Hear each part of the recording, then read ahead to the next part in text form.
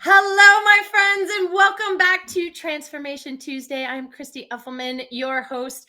What do I want to say about myself? I am a transformation coach for people, leaders, and teams looking to challenge the status quo in their lives. I am the CEO and founder of Edge Leadership, and you are joining us for Transformation Tuesdays or Thursdays with the fantastic Michelle Buczkowski. So say hello to Michelle. Drop us a note in the chat. She'll introduce herself officially here in a moment. If you've been here on the journey with us over the last 2 years for this live, you know that we started with the storytellers from my book, The Peer Revolution. If you have read the book, you know that Michelle Buczkowski is throughout the entire thing. So she may be a familiar voice in your heads. And this year, as we have expanded our Transformation Tuesdays / Thursdays, because, we have busy lives and sometimes it doesn't always work the way we think it's going to. And this year is our 10th year in business. And in the last 10 years, more than 10,000 leaders globally have gone through our group coaching programs. And the leaders that we have brought on this year are people who have transformed my life personally. And I'm incredibly privileged to introduce you to my friend, Michelle Buczkowski. Please drop a note in the comments and say hello to her as she introduces herself to you. Thank you. Hi, everyone. I know most of you that are out there listening or re-listening after this is recorded. I am Michelle Buczkowski. I'm a leader in the Pittsburgh region, Pittsburgh native, friend of Christy Uffelman's. I am wife to Michael and mother to an 8-year-old boy and a 5-year-old girl, and an unsuspecting DIYer, is what I would say. An Edge grad of 2000, a long time ago. 10 years. Or at least, or 9.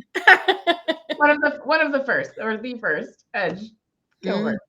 Yeah, that's right. So any Edge grads listening, know that Michelle's fingerprints are all over your Edge experience, without a doubt. Without a doubt. So there's so much, and the two of us have been sitting here chit-chatting before all of you joined us about where could we go with this conversation, because there are so many places and spaces and nooks and crannies, and we decided that we weren't going to overthink it, and we were going to truly be here in the moment with all of you. So Michelle, I'm going to hand it over to you, babe, to actually really kick us off. Tell us your story in your words when you think about your transformation, personally and professionally. Take us back to where you were and what it's been like. Where I was a decade ago, sitting in my Edge cohort. That actually did spark. I would say that launched me originally. I'm in a very different place 10 years later. I think I've lived 7 lives in those 10 years in between. But originally that experience, and I lived through like 6 cohorts. So I was with you building the cohorts inside of a company. And then the position that I was in, I sat in every single cohort as a cohort member to help advocate for the voices in it, to create change across the company, or to advocate for those things. But along the way, getting my own personal development. And I think what's really interesting, and as I've thought about this leading up to this conversation, 10 years ago, and I think not too long ago, I recorded a video for you in that really cool studio. Oh, yes. Studio ME. Shout out to Joe. Yeah.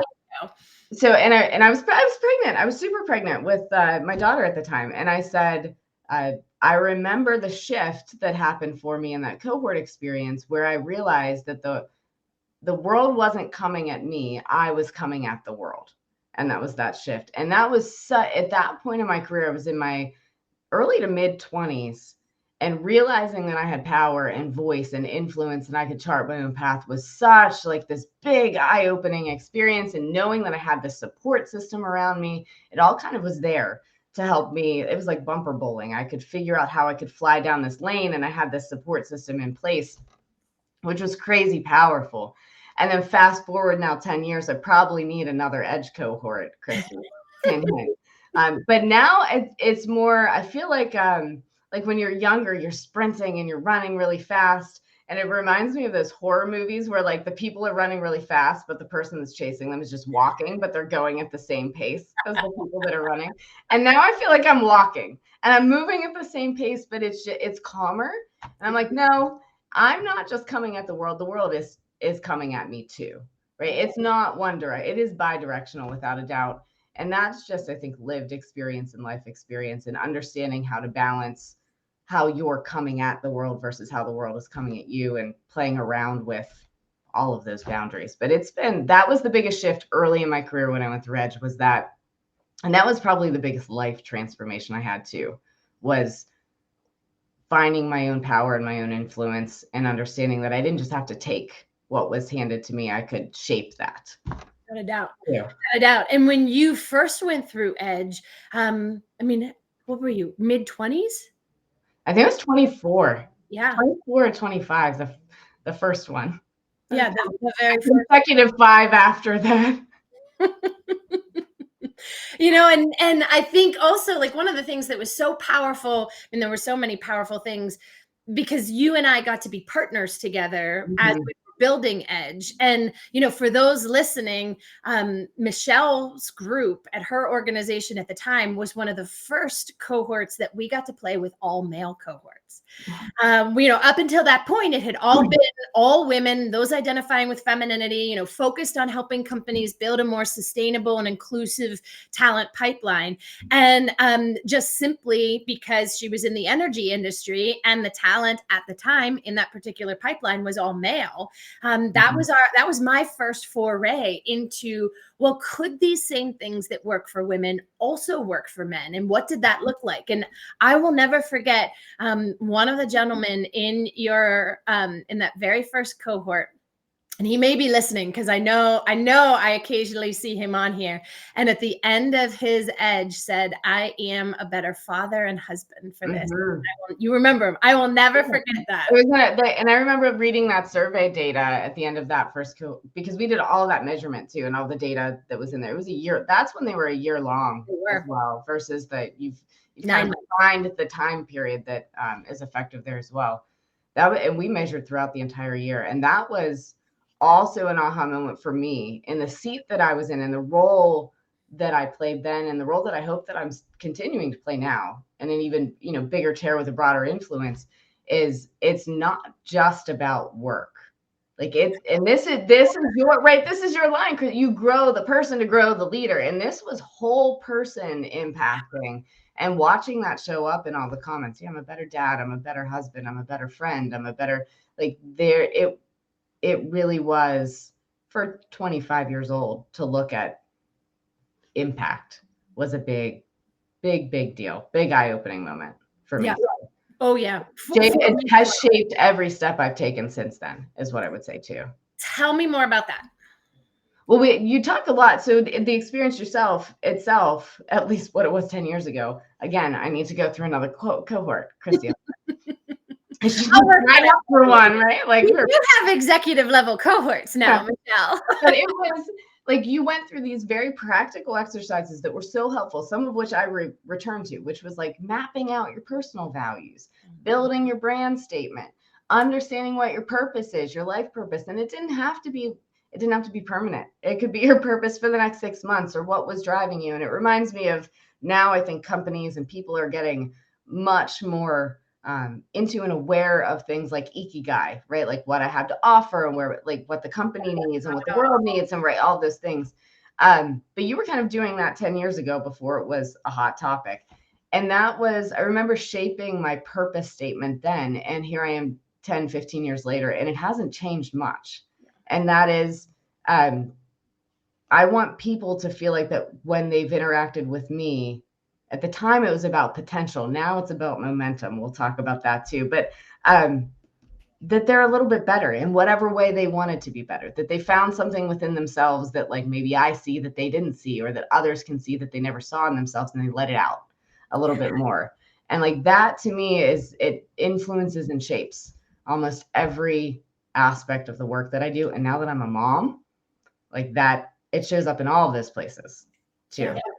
Without a doubt. I always say that is the gift of knowing and being able to articulate your purpose, is that it not only charts the path forward in front of you, but it also becomes the filter through which we can make every decision. Is this job feeling fulfilling for me? My personal purpose is to help people feel less alone. by making connections that matter. And there have been jobs that I have had over the course of my career where I was a sales rep for Johnson & Johnson, and I sold surgical equipment. Like, I didn't necessarily help people feel less alone in my job per se in selling OR equipment, but what filled my soul in that job was that I was a part of a mentoring program, and I got to mentor new hires and onboard them. And so when we have that clarity, we can find that sense of purpose, which for some of us is in our job, those lucky few that are able to. Right. For others of us, sometimes the job is what's paying the bills right now. But as long as I know that that's what fuels my soul, I can look for it. And I can look for it in my personal life. I can look for it in my not-for-profit work. I can look for it in my volunteer work. And as long as we find it somewhere, then, I mean, we are living a more fulfilled life, period, full stop. Can I snap to that? You can snap to that. Are we sharing snaps? Yes, you can absolutely snap to that. So I want to go back to something that you said around potential versus momentum, because to me, that is also a big part of your transformation. So I would love if you could share a little bit for us about those two words and what momentum means for you now. So potential, working in human resources too, potential is a word we use a lot, and we use it inside of corporate structures a lot. And it's not that I don't believe in potential. Literally, I'm working in the energy industry. Potential is stored energy, right? It's in there. It's what's inside of you that hasn't been released just yet, which I totally love. What I'm shifting to as I experience more and see more and watch people more and figure out what unlocks that energy is that it's not just about understanding who has potential and who doesn't. And if I take a much more generous approach and say, well, what if I start from the fundamental belief that everyone has potential? Everyone, this isn't something that you have or don't have or have a little of or have a lot of. What if I just say we all got it, and we all got it in spades? Yes. Then what? What's after that? Like, what's the next evolution of potential? And to me, it's momentum. And I've learned this from a boss and a mentor that I had previously, who focused all the time on quick wins. Quick wins. You need quick wins. You step into a new job, you need a quick win. You step into a new project, you need a quick win. And it was this idea in my head, it's always like a locomotive. Like, it's really hard to get something started, and it takes a lot of effort to go just a little bit of distance. But once you get those quick wins, you start to build that inertia, that momentum. And then you can't be stopped. And then you can handle bigger things and bigger things and bigger things and bigger things. And everything that we do starts with a little bit of momentum. And if we focus on ourselves, and if we in leadership or positions of influence focus less on what people have and don't have, and more on how we create momentum for them. That's right. And we get out of a place of judgment and more into a place of action, we start to connect people to something inside of themselves that they didn't necessarily know they had. And that to me is like a bigger, more powerful conversation than trying to guess or assume or evaluate how much someone has to offer or not. Yeah, absolutely. And label them as high potential or not potential. Yeah, I think those exercises are still valuable too. Like, I work in a space where it's still important to understand, but I don't necessarily know that we're measuring potential as much as we're measuring how much momentum someone has right now. How much can I throw at them that they can handle and run with right now? And that doesn't mean that anyone else has less of it. It just means I got to work on building their momentum so that they can handle more, even more later, which everybody wins. Everybody wins when we do that. Without a doubt. Without a doubt. Like, as a coach, I look at that every time you talk about momentum, I think capacity. Yeah. You know, because that's what we're doing, is building capacity. That's what we as coaches do, but it's also what really great leaders do, is that we capitalize on those small wins to be able to build momentum. And as we build momentum, it's because people have expanded capacity that they can carry it forward. Take on more. Yeah, absolutely. I love it. Folks, remember, you heard it first here. Okay. In all fairness, I think Adam Grant is writing a book about momentum. It comes out this month, but it was my idea first. Adam Grant, the genius that Adam Grant knows. I thought about it first. I just didn't write it down. Your book is coming at some point, and I can't wait. I can't wait to read it. I can't wait to read it. So, top 3 takeaways And it could be from, I mean, you've had more than one edge experience, but really, I would say just reflecting as a leader, as a mother, as a whole person from this point, looking back. What would you say have been your top 3 takeaways as you have moved through your own personal and professional transformation? We did not prep for this. This is very on the spot. Very okay. Top 3 takeaways. So I'll maybe go, I'm thinking of like the very first lesson I learned is the one that I shared with you. And that's, you have so much more influence and power than you think that you do. Always. And we let the soup that we're swimming in, right? The people that we're around, the environment that we're in, the reinforcers that we have every day convince us otherwise all of the time. And I still do all of the time, right? And then I forget how big I could be. I forget how much influence I have until someone surrounds you and reminds you, which is takeaway number 2. Nobody does it alone. Nobody. It's all false. Whatever image you see, whatever executive you see, whatever entrepreneur you're looking at, whatever idol you have in your head for your definition of success, who looks like they're doing it by themselves, not a chance.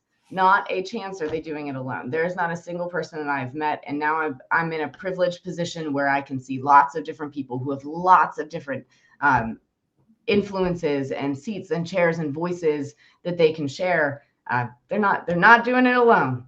Absolutely not. And that was one of the other big takeaways, is building that community. And it would be interesting to see who comments or who has attended here today, because I would bet, and I still have connections from those first Edge cohorts that continue to this day to reinforce the voice that I have when I can't find it.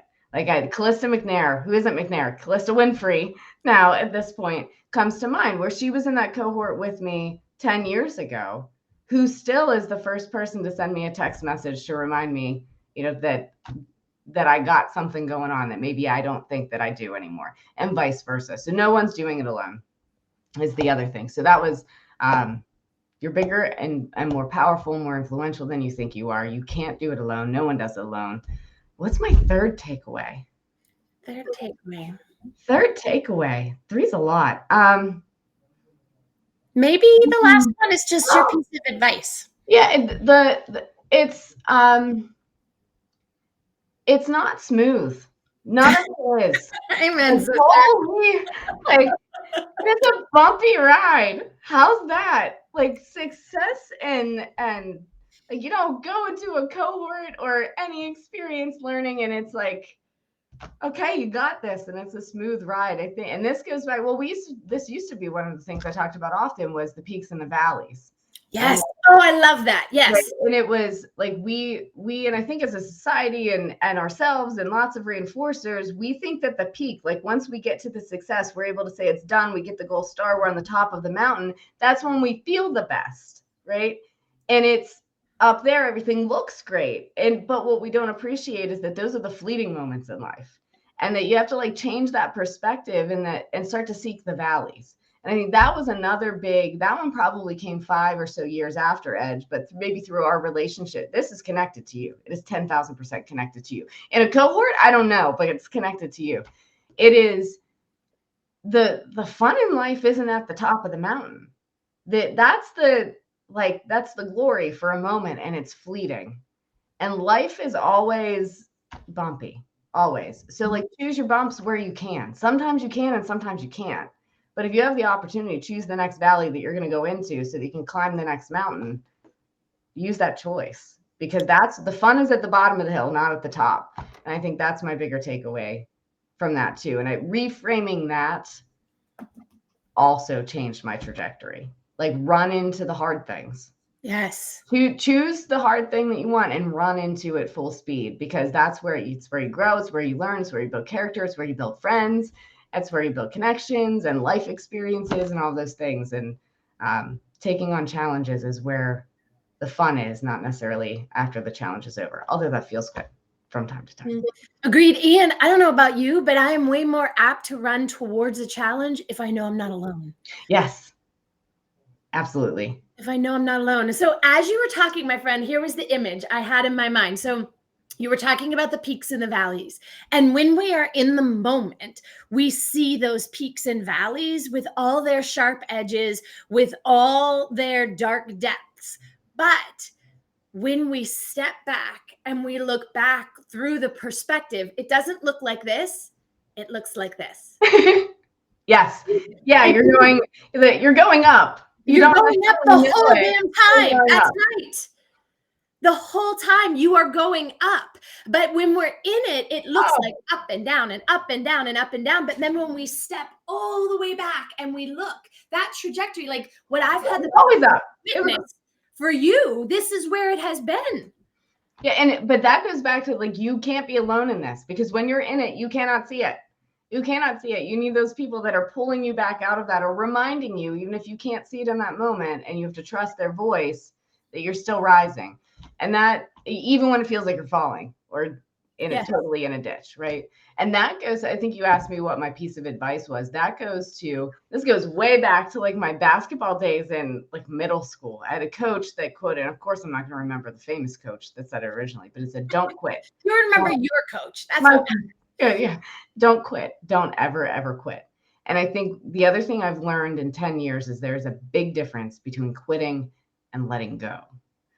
Quitting is this resignation, right? Like, I've laid down my arms and I'm walking away. Letting go is a boundary that you're setting. And it's active. It's not resignation, it's acknowledgement. And I cannot tell you how many times in 10 years I've wanted to quit. And I still do. And I know next year and the year after that and the year after that, I'm going to contemplate quitting over and over and over again, because that's the price of running into valleys. Like, that's the price of running into the hard stuff, is that you put yourself in a position where you're like, why did I do this? And I just want to quit, and I want to go home. So I want to hang out with my babies, and I just want to sit on my couch and watch mindless TV. And like that, to me, like, but staying in it in a way that resonates with your values and your purpose, even when you want to quit. Every single time that I've wanted to quit and haven't, it's the moment right after I really wanted to quit when it all breaks. Like, it's not that much longer after you get that intense feeling when I'm just about to lay down my arms, and I'm reinforcing and reaching out to my network and asking for support and whining or complaining or being stubborn or sulking or whatever it is that I need as a human being to do to get through that moment. It's not long after that it breaks. And I would have been mad at myself if I quit. And that to me is very different than, there are lots of moments in the contemplation of quitting that I've let go of things. I've let go of ideas. I've let go of ideals. I've let go of images. I've let go of titles. I've let go of certain things, but I didn't quit. I didn't give up on the path that I wanted to go down. Maybe took a detour, but that was different. So I would say, don't quit. Don't quit. Don't quit.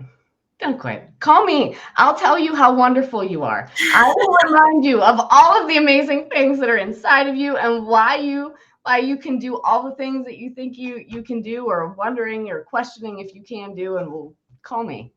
Don't quit. How's that? I love that. So to recap, my friends, a couple things that really stood out for me today. Number one, watch that inner voice. Yeah. Watch that inner voice. The power of a peer group to lift you up, to know that you are not alone walking into the arena, whatever that arena is for you right now. Look for the valleys, run to the valleys. We have more choice than we know. And don't quit. Anything you want to close us out with, my friend? Anything that you didn't share that you really want to leave us with here in the last minute or two? Of course, I'm going to take this platform because, Christy Effelman, you use yours, true to your purpose, to connect other people and speak of other people so that they can continue to rise, which is all you, like authentically you, for 15 years, or we always add 10 years to it because it feels like it's been 25 years that I've known you. This is who you are and what you do through and through. But if I get a few minutes of airtime, I would say, whenever that was, 5-8 years ago, when I told the cameraman at that wonderful studio that I believed that Christy Effelman was a woman who would change the world. I wholeheartedly still believe that and think that you are. And I would bet that of the 10,000 leaders that you've influenced in your cohorts and through your coaching arrangements and your friendship and your words of influence and touching people through social media, like events like this, I wouldn't doubt if you already have. And that is what I would like to say. Well, now I don't have words. So we're just going to end with that. Thank you, Michelle. And thank you to everyone who took time out of their day to join us for this amazing live, whether you joined us here in the moment or you joined us in a recording. We were glad that you were here. Love it. We were glad that you were here. Onward, my friends. There is much work to do, because how we're going to change the world is we're going to do it together. So long, everybody. We will see you next month. Have a wonderful, wonderful rest of the week. Catch you later.